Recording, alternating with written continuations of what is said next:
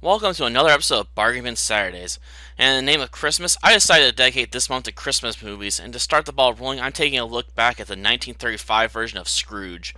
The movie Soul actually represents the first time this story was actually filmed with sound. Though I guess the real question is if this movie is worth watching, and that is a difficult answer to pin down in my opinion.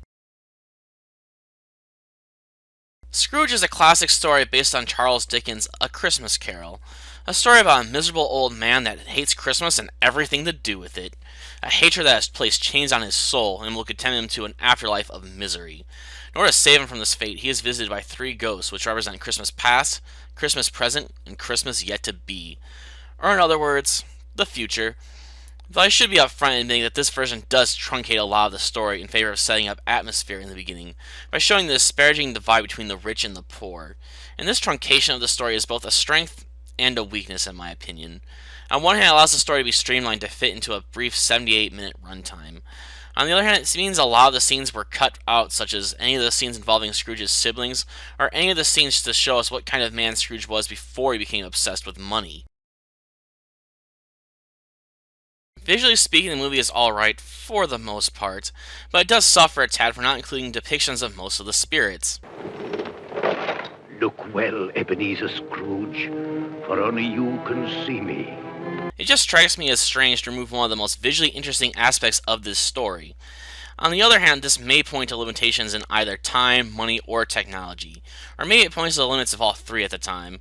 But the only other misstep I've noticed is that some of the scenes have rather rough jump cuts. A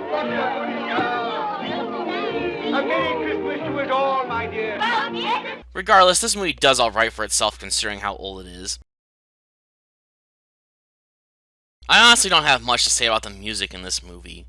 The songs that are there do their job well enough, while the various Christmas songs being sung by carolers help to add to the believability that this movie does take place around Christmas time. But the only downside I can see with this movie is that it includes Christmas songs. A strange complaint, I know, but I'll be blunt in admitting that I don't care much for a lot of the seasonal tunes that pop up this time of year. Don't get me wrong, there are a few songs that I like.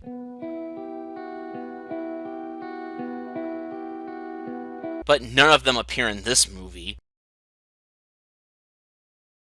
I'll admit that this movie comes across to me more like a stage play than a movie. But maybe that's to be expected, considering the lead actor has performed this role on stage numerous times. I'm having a hard time reaching a verdict on this movie. On one hand, this is a movie from a bygone era of filmmaking and does do a decent job representing its source material. On the other hand, this movie feels highly dated in face of all the reimaginings of this story that exist.